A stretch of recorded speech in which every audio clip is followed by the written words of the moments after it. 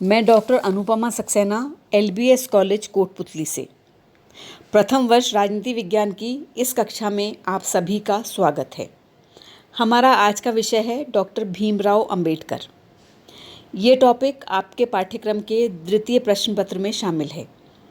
इस व्याख्यान में मैं आपको डॉक्टर अंबेडकर से जुड़ी सामान्य बातों के अलावा उनकी रचनाओं और उनके सामाजिक विचारों से अवगत कराऊंगी। भारतीय राजनीति में अंबेडकर दलितों के नेता के रूप में जाने जाते हैं। उन्होंने जीवन पर्यंत दलितों को समाज में उचित स्थान दिलवाने और उनके अधिकारों के लिए संघर्ष किया। उनका उद्देश्य हिंदू समाज में प्रचलित अस्पृश्यता का अंत करना था। वे हिंदू समाज की वर्ण व्यवस्था के विरुद्ध थे, क्योंकि अस्पृश्यता वर्ण व्यवस्था का ही परिणाम थी। उच्च वर्गीय हिंदुओं की अस्पृश्यतों के प्रति भेदभावपूर्ण नीति का उन्होंने हमेशा विरोध किया। वे स्वयं महार जाति से संबद्ध थे, जिसकी गणना महाराष्ट्र की अछूत जातियों में होती थी। दलित वर्ग की कठिनाइयों को उन्होंने स्वयं भी भोगा था। वे अपने वर्ण के अन्य व्यक्तियों से इस रूप में भिन्न थे कि उन्होंने अन्य लोगों की भांति दलितों के साथ होने वाले अन्याय को चुपचाप सहन न करके अन्याय का विरोध किया। अब मैं आपको बताती हूँ अंबेडकर की रचनाओं के बारे में, जिनके माध्यम से उन्होंने अपने विचारों को व्यक्त किया। Ranade, Gandhi and Jinnah, waiting for a visa, जो कि अंबेडकर की आत्मकथा है। Pakistan and the partition of India, what Congress and Gandhi have done to the untouchables, states and minorities, who were Shudras, the untouchables, History of Indian Currency and Banking, Maharashtra is a linguistic province, Thoughts on Linguistic States, Buddha and his Dhamma. इस प्रकार ये रचनाएं अंबेडकर की प्रमुख रचनाएं हैं। अब हम चलते हैं अंबेडकर के सामाजिक विचारों की तरफ। डॉक्टर भीमराव अंबेडकर सामाजिक चिंतन मानवतावाद की धारणा से प्रेरित था। उनके सामाजिक विचारों पर उन परिस्थितियों का व्यापक प्रभाव दृष्टिगोचर होता है जिनका सामना उन्हें एक अछूत महार होने के कारण करना पड़ा था। यही कारण है कि उनके सामाजिक विचार मूलतः पारंपरिक वर्ण व्यवस्था की आलोचना से संबंधित हैं, जिनके कारण अस्पृश्यता अस्तित्व में आई। अतः वर्ण व्यवस्था को शोषण और विषमता का कारण मानते हुए उन्होंने इसके विरोध में विचार प्रस्तुत किए। डॉक्टर अंबेडकर के सामाजिक विचारों को कुछ बिंदुओं के अंतर्गत देखा जा सकता है, जिसमें सबसे पहला है सामाजिक सुधारों को प्राथमिकता। डॉक्टर अंबेडकर की मान्यता थी कि सामाजिक न्याय का उद्देश्य प्राप्त होने के बाद ही आर्थिक और राजनीतिक उद्देश्यों को प्राप्त किया जाना चाहिए। अतः सामाजिक सुधारों को अंबेडकर ने सदैव अपनी प्राथमिकताओं में पहला स्थान प्रदान किया।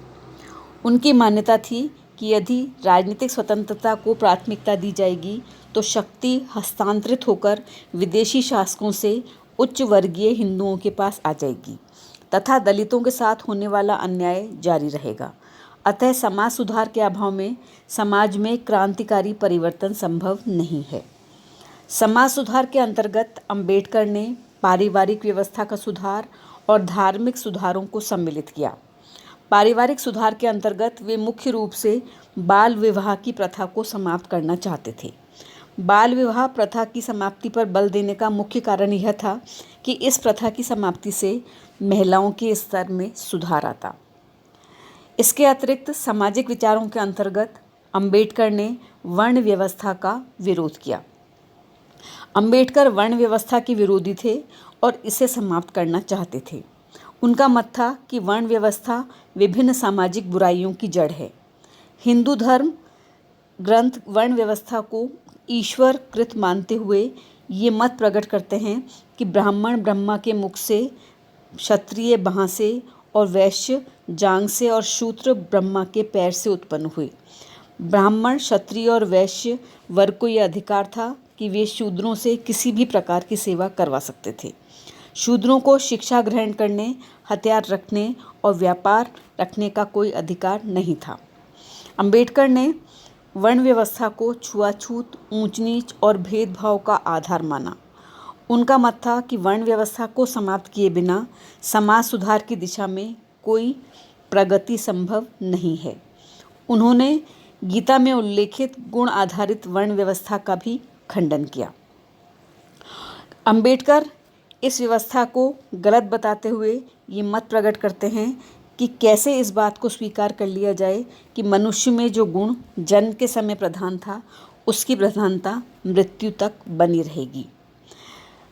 वर्ण व्यवस्था के पक्षधर इसे रक्त शुद्धता की दृष्टि से महत्वपूर्ण मानते हैं, लेकिन अंबेडकर इस बात को भी अस्वीकार करते हैं और कहते हैं कि विश्व में कोई ऐसी जाति नहीं है जिसे रक्त की दृष्टि से विशुद्ध कहा जा सके।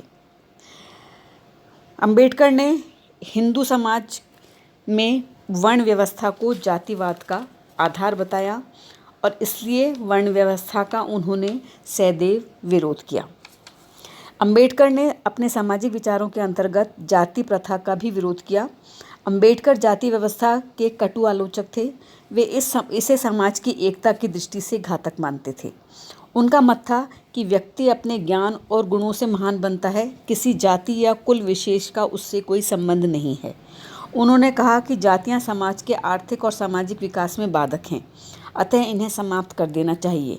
उन्हें इस बात पर आश्चर्य होता था कि जो लोग मनुष्य, कीट पतंगों और पशु पक्षियों में एक ही ईश्वर की सत्ता को स्वीकार करते हैं, वे ही मनुष्यों के बीच जाति और धर्म की दीवारें खड़ी कर देते हैं। उन्होंने राष्ट्रहित के लिए धर्म, जाति और भाषा जैसे प्रश्नों से ऊपर विचार करने पर बल दिया तथा जाति को राष्ट्रीय भावना के विकास में बाधक माना। अंबेडकर के मत में जाति व्यवस्था के कारण सबसे अधिक अन्याय दलितों को सहन करना पड़ा। जाति व्यवस्था दलितों की प्रगति में बाधक बनी और इसके कारण उन्हें शिक्षा, अच्छे जीवन और आत्मसम्मान से वंचित रहना पड़ा। अंबेडकर ने जाति को समाज की एकता के लिए बाधक माना। उनका मानना था कि जाति व्यवस्था के कारण ही हिंदू समाज विदेशियों को समायोजित करने में असफल रहा है। जाति व्यवस्था ने हिंदू समाज में यथास्थिति उत्पन्न की है क्योंकि इसके कारण समाज में परिवर्तन संभव नहीं है। जाति व्यवस्था के अतिरिक्त अंबेडकर ने अस्पृश्यता का भी विरोध किया। अंबेडकर ने जाति व्यवस्था के लिए ब्राह्मण वर्ग के वर्चस्व को उत्तरदायी ठहराया। अस्पृश्यता की उत्पत्ति के लिए वे आंशिक रूप से ब्राह्मण वर्ग को ही उत्तरदायी मानते थे। उनका मत था कि छुआछूत, ब्राह्मणवाद और बौद्ध धर्म के मध्य संघर्ष के परिणाम स्वरूप उत्पन्न हुई है। अंबेडकर इस विचार को नकारते हैं कि दलित मूलतः आर्य जाति के नहीं थे। उनका मत था कि ऐसे लोग जो बिखरे हुए थे उनका भी अस्तित्व था। इनका दूसरे कबीलों से संघर्ष हुआ। इस संघर्ष में बिखरे लोगों की पराजय हुई, जिसके परिणाम स्वरूप ये यत्र तत्र बिखर गए और अंततः विभिन्न स्थायी कबीलों के साथ जुड़ गए। इन स्थायी कबीलों में इनका स्तर निम्न रहा और इनके साथ बाहरी लोगों की भांति व्यवहार किया जाने लगा। बाद में इनके स्थायी कबीलों और बाहरी लोगों का धर्म और गौमांस खाने की आदत के आधार पर संघर्ष हुआ। इस संदर्भ में अंबेडकर का कहना है कि बौद्ध धर्म की चुनौती का सामना करने के लिए ब्राह्मण वर्ग ने अहिंसा अपना ली, मांस खाना छोड़ दिया तथा गौवध निषेध कर दिया। बाहरी लोग जो बौद्ध धर्म के अनुयायी थे उन्होंने मृत पशुओं का मांस खाना नहीं छोड़ा और इस कारण ब्राह्मणों के प्रभाव में स्थायी कबीलों ने इन्हें अछूत मान लिया। बाद में धर्मशास्त्रों ने भी इनका समर्थन किया, जिसके परिणाम स्वरूप छुआछूत हिंदू धर्म का स्थायी भाग बन गई। अंबेडकर ने इस छुआछूत का विरोध किया। वे वर्ण व्यवस्था को छुआछूत का कारण मानते थे। उनका मत था कि यदि अस्पृश्यता का अंत करना है तो वर्ण व्यवस्था को भी समाप्त करना होगा। इसके अतिरिक्त सामाजिक क्षेत्र में डॉक्टर अंबेडकर ने स्त्री पुरुष समानता पर भी बल दिया। अंबेडकर ने भारतीय समाज में स्त्रियों की दुर्दशा की आलोचना की। उनका विचार था कि समाज में महिलाओं को पुरुषों के समान अधिकार और स्तर प्राप्त होना चाहिए। वे स्त्री शिक्षा पर विशेष रूप से बल देते थे। उन्होंने स्त्रियों के संपत्ति संबंधी अधिकार का पक्ष लेते हुए कहा कि स्त्री का अपने पिता और पति की संपत्ति पर अधिकार होना चाहिए। उनके द्वारा निर्मित हिंदू कोड विधेयक में स्त्री की संपत्ति में भागीदारी को स्वीकार किया गया था। उन्होंने दलित वर्ग की महिलाओं को सामाजिक और राजनीतिक आंदोलन में भाग लेने को प्रेरित किया। इसके अतिरिक्त अंबेडकर ने सामाजिक क्षेत्र में पुरोहितवाद की भी आलोचना की। हिंदू धर्म में पुरोहित वर्ग को विशेष महत्ता प्रदान की गई थी। पुरोहित वर्ग धार्मिक अनुष्ठानों और यज्ञों को संपन्न कराने वाला वर्ग था। राजाओं के दरबारों में विभिन्न धार्मिक क्रियाएं संपन्न कराने के फलस्वरूप पुरोहितों को विविध रूप में दान व सुविधाएं प्राप्त हुईं। अंबेडकर की मान्यता थी कि दान और सुविधाएं प्राप्त करने के उद्देश्य से पुरोहितों ने अपने द्वारा संपन्न क्रियाओं को जन्म से मृत्यु तक जोड़कर अपना वर्चस्व स्थापित कर लिया।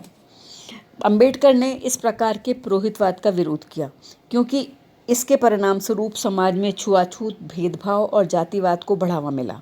उनका कहना था, चाहे विवाह जैसा खुशी का उत्सव हो या मृत्यु जैसा दुख का अवसर, पुरोहित द्वारा समान रूप से उसका लाभ उठाया जाता है।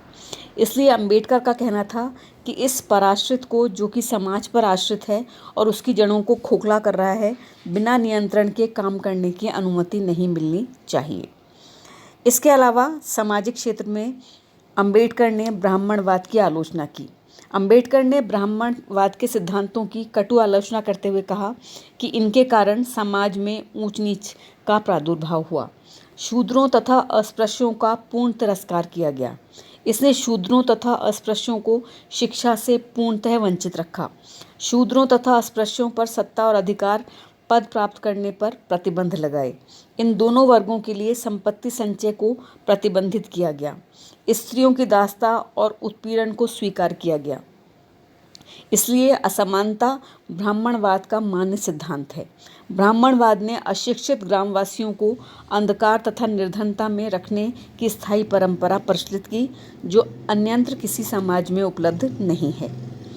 इसके अतिरिक्त सामाजिक क्षेत्र में अंबेडकर ने स्वतंत्रता, समानता और भ्रातृत्व पर आधारित समाज का पक्ष लिया।